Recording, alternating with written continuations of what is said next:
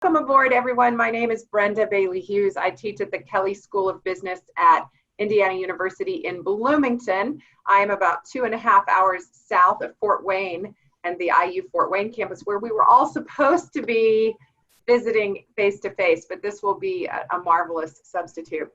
I wanted to talk today a little bit about gamifying my course and share with you what I've done there, and give us about 10 minutes at the end to brainstorm some ways we all might use gamifying in our own courses.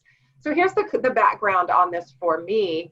I teach a large professional skills course, predominantly asynchronous, online asynchronous, a little bit of synchronous work, but it's a jumbo class, so we never have all of our students together at one time.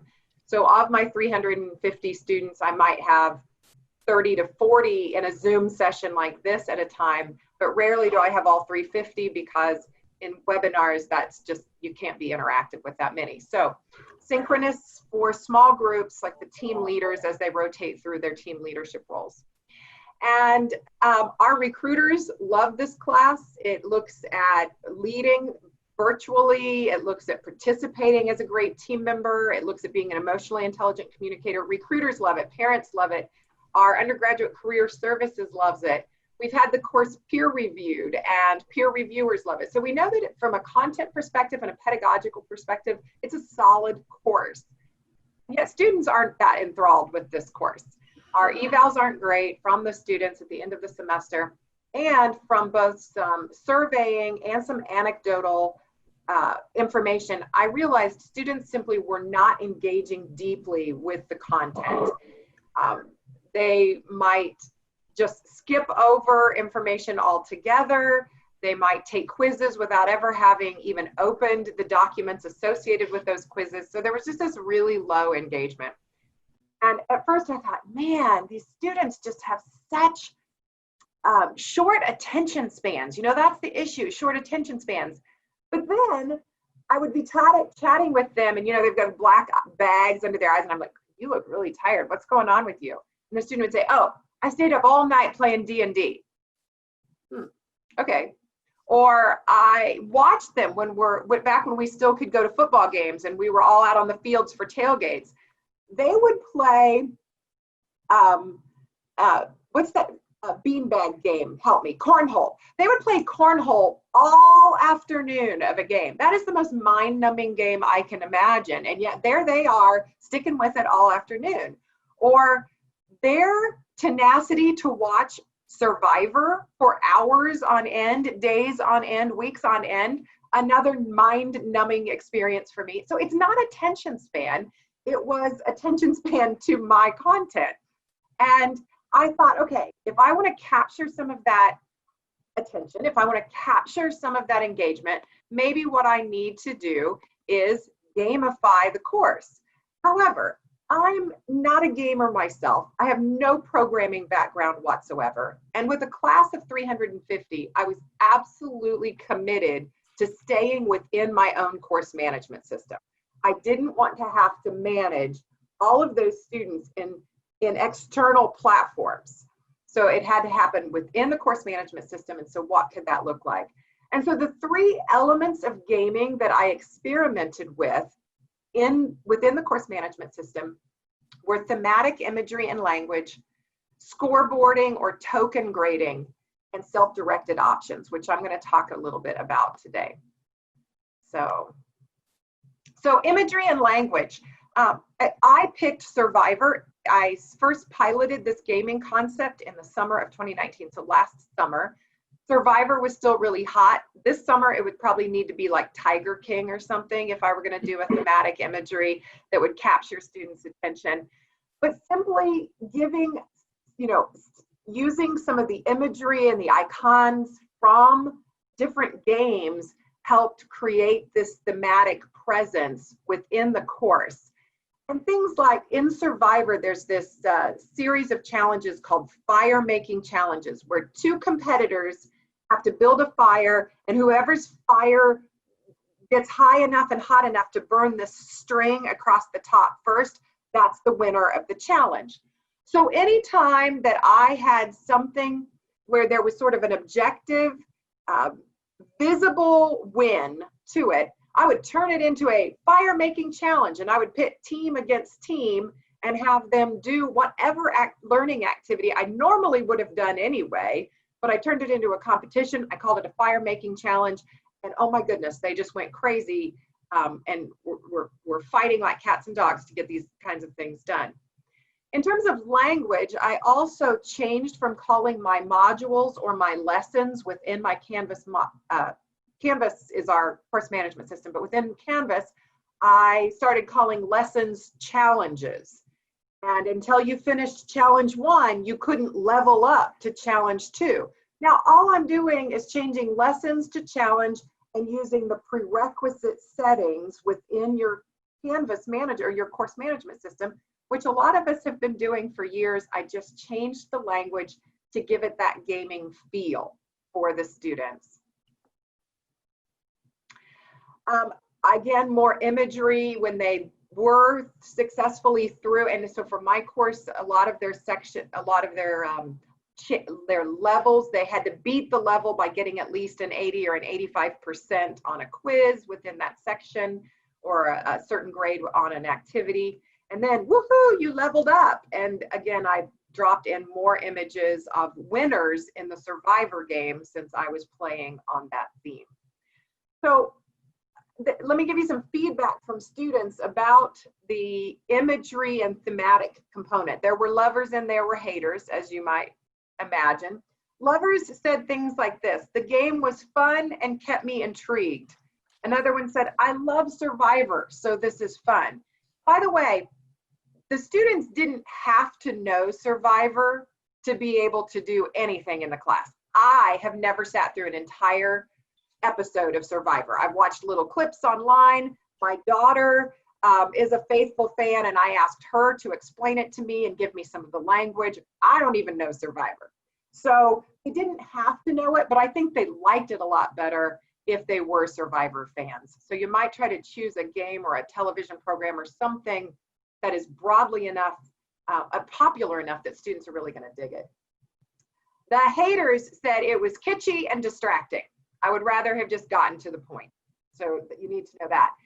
And then the other haters, and boy, this was a hard lesson learned for me, were the absolute Survivor purists. So sometimes I mixed metaphors. For example, when I talked about leveling up, you don't level up in Survivor. You get kicked off the island or you get to stay on the island. So when I said level up, they freaked out. They're like, you don't know the game. It totally shot my credibility because they somehow thought I was a Survivor expert if I was teaching a gamified class that used Survivor theme. Or one time, instead of calling it the fire making challenge, I called it a fire building challenge. The Survivor purists just went crazy about that. So there you go. Yeah, so some people are thinking Game of Thrones and Apprentice. Yes, absolutely. Love it. Avatar is a huge resurgence. So you know what's popular among our students. So that was the first gamifying element, was just imagery and language. Very simple, low stakes effort on my part. The next one that I wanted to experiment with was more of a scoreboard than a grade book. I started calling grade book their scorecard or their scoreboard instead of calling it grade book. I loved this concept that when students are in gaming mode, they think they start with 0 points, and every time they learn something, every time they achieve something, they get points. I love that. Whereas my students tend to think, oh, there's 100 points possible in this class. I start with 100, and every time I don't get a point or two on an assignment, I'm working my way down. And you can hear that then in some of the contentious conversations we have with students over a point or two here or there. And it's because they're in this 100 moving down. So I was trying to flip that mindset to, you start with 0 and you've got to work and learn to build your points. And so to do that, again, I used the grading language. I turned that into scoring language so that they would have a different kind of metaphor in their mind. I tried to integrate some really low stakes options. That's the other thing about scoring in a video game.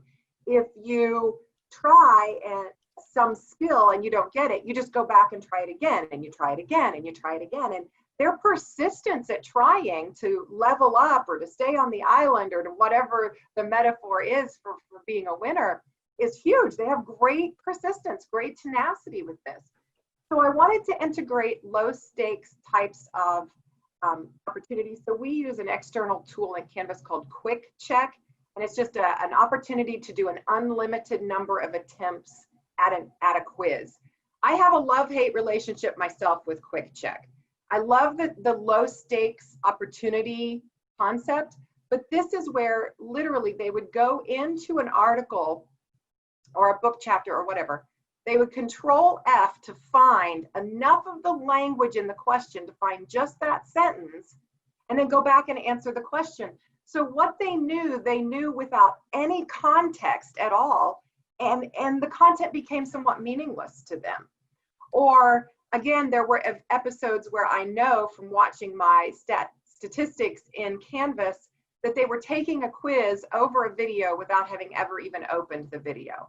So they were just really randomly guessing. And at first I thought, well, okay, they at least through the quiz have to learn the content, but without that effortful retrieval of really having to think back through and remember something, the learning isn't going to stick. We know that from our learning theory, right? So I like low stakes, didn't love the endless opportunities kinds of issues that Quick Check gave me. I experimented with Linda Nilsson's Spec Grading. Show of hands, how many have experimented with Spec Grading or heard of it? Linda's book might be worth a read. It's an interesting concept. She has every single assignment is graded as either complete or incomplete. And then you convert those grades, because I still have a grade required at the end of the semester, you kind of bundle those completes or incompletes. So maybe if you get 10 of 15 completes, you get the B in the course. But if you get 11 or 12 completes out of 15, you get an A in the course. You can bundle however you want. I had core requirements in order to meet my learning objectives. So they had to hit a complete on every one of those assignments to even get a C in the course. I felt like then I could hold my head up high to a recruiter and say, yes, this student who got a C in this class, I guarantee has learned at least these baseline skills. I added additional quests, deeper dives into parts of those core requirements for students who wanted to elevate to B's or A's in the course. As you can imagine, students feel a degree of stress when they know that they're going to get an incomplete or a complete, and those are the only two grading options for them on each assignment. So my rubrics or the specification sheets were very detailed. This is just an example. When a team leader led a team meeting, those meetings are recorded and submitted so that I could grade them. But they knew going into it that these were the things they absolutely had to do, or that assignment was going to be considered incomplete. And they were going to have to do what? Well, they have some choices. What they can do is turn in one of their 3 immunity tokens. And again, I'm using Survivor language and imagery here. On Survivor, depending on certain activities you do, you get an immunity token that prevents you from getting kicked off the island in the next challenge. So my students were awarded 3 immunity tokens that they could use to redo assignments when they did get an incomplete. So what were their thoughts about Spec Grading, etc.? Lovers and haters again. I'm going to start with the haters this time. There were far more haters than lovers for Spec Grading. Here are some of the things they had to say. I would have preferred a traditional grading system over specs because I would have known what in the hell is going on in this class. There's a quote. So obviously I had some messaging and instructional work to do. It's such a foreign concept to them. It's such a leap to understand this kind of grading that I just would have had to put an immense amount of time into messaging it.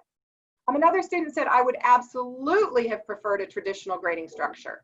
It would have given students a bit of wiggle room and would have allowed for points to be deducted if you didn't fulfill all the requirements. Now, this is exactly why I love specs grading, though. So this student's argument against it is actually my argument for using specs grading, is that I don't want you to be able to get an A or an A minus and not fulfill requirements. I need you to meet the learning outcomes. Another student said, I want to know the effort I put in matters. Specs grading encourages people to do just enough to get by. Interesting, right? I would have preferred traditional grading. The immunity tokens and the incomplete put a lot of pressure on me to turn in work that was absolutely perfect. Again, to meet specs, I set up those specs that it's about the equivalent of a B assignment. So it's not perfect work, but they didn't see that difference. And this is the one, there's two reasons I'm no longer using specs grading, by the way. Here's one of the reasons. I think I would have preferred a traditional letter grade because I would often go into assignments thinking I was going to fail, and that made me less enthusiastic to get things done. That was heartbreaking for me. The other reason I'm not using specs grading anymore is do the math on it. Every student has 3 immunity tokens.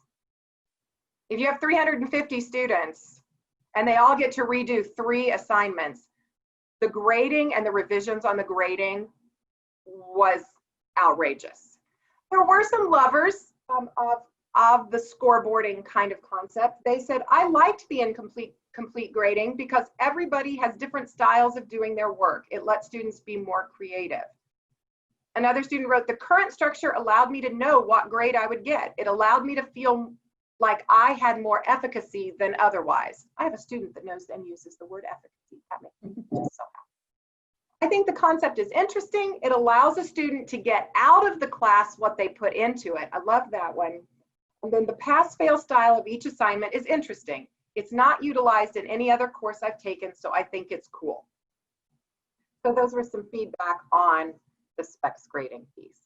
And then our last concept then is this idea of self-directed learning. So if they wanted to get more than a C in the class, remember they could do a deep dive into content. And I called those quests, which was a problem because I don't know how many quests there are in Survivor. I don't think that's Survivor language again. But so they had these options to choose from, and they had some brief write-ups of each one of those.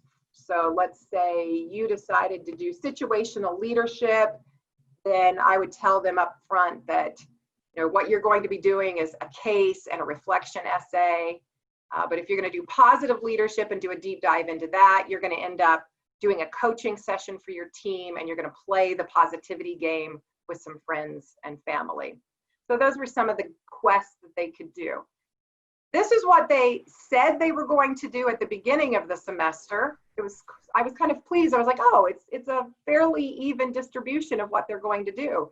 But what they actually ended up choosing to do and submitted looked more like this. So I think by the end of the semester, they all decided self-awareness and study of leader were easier assignments, or assignments that you could do at the last minute, and the others took planning ahead that they hadn't done. So there were actually there were not any haters for self-directed learning. Students by and large all loved self-directed opportunities. A couple of comments from them on this. One student wrote, let me get to that one. Even selecting a quest required self-awareness, and self-awareness about your leadership is one of the goals of the class. So I loved that. And another student said, overall, I think the concept of the class is fun with the tokens and the quests. Again, it really allows a student to get out of the class what they put into it with the quests. So they felt that a little bit, both with the quests and the self-directed learning. So those were some of the things that came out of this. So now, I see there are some questions in the questions and comments in the chat. So I'm hoping you're keeping up with the chat. And if you want to save the chat, you can go to the 3 dots next to your picture and just do a save chat, hopefully, so that you have that captured. But what I'm going to do is put you into some breakout rooms. And in your breakout rooms, you're going to fill out, well, let's see, you're going to fill out a Google form, and we'll all be working on the same Google Doc, so be careful not to type over other people in their groups. But in the Google Doc, what I'm going to have you do is list some, maybe those games that you put in when we talked in the chat room as your icebreaker. When you put in what your favorite game is, so I'm going to just have you list a game, and then what is one feature of that game, either the imagery or a component of the game itself, that you might be able to apply in some way to the courses that you teach. So I did I Spy, the children's game where you ask them, you know, I see something green, I spy something green, what is it? I spy something square, what is it? So you could play I Spy for anything when you want students to find things in their environment. I'm using it this semester to have them find examples of the 4 emotional intelligence competencies in their everyday life and reply back. So that's what I'm going to have you do in your breakout room. Actually, do you want breakouts or do you want to work on it alone? How many want to go to a breakout room? You have about 5 minutes. Looks like a mixed bag, so I'll throw you in a breakout room. What the heck, we'll have fun. So you can work on this as a team then with your breakout room. Pick 1 or 2 games that you would like and throw in your imagery to that. There will be about 3 of you per room. The rooms are open. I'll call you back in about 5 minutes, and then that way we can share out and look at the list and close up. Your rooms are open. You can scooch on over to your breakouts.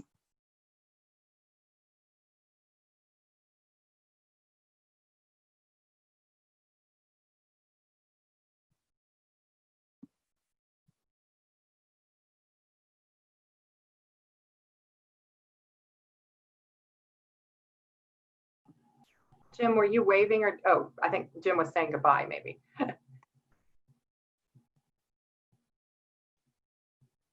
We're all filtering back in here. Rooms are closing. I think we'll have everybody back in just a second. Oh, those diehards over in team group 4 and 1. They just refuse to leave until they're shoved out.